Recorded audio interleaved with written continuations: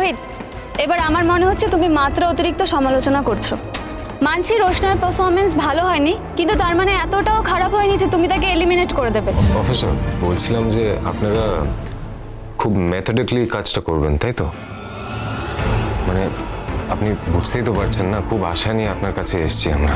একটা কাজ করুন, ওনার কাছে গিয়ে ডায়েরিটা করুন, মেয়েটির নাম দেবেন, আপনাদের বাড়ির ঠিকানাটাও দেবেন। লেডিজ এন্ড জেন্টলম্যান, আজকে আমাদের মধ্যে আছেন বিখ্যাত বলিউড সুপারস্টার আদিত্য কাপুর। আমি এখানে এমন একজনের নাম ঘোষণা করব, সে কিন্তু দারুণ ডান্সার,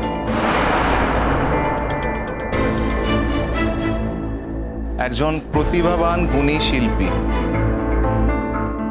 আর একটা আনন্দের বিষয় হলো সে কিন্তু আমাদের মাঝখানেই আছে।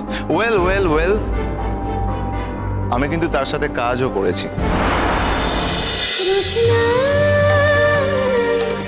রোশনাই সোম থেকে রবি প্রতিদিন রাত 10টায় স্টার জলসায় ও ডিজনি প্লাস হটস্টারে।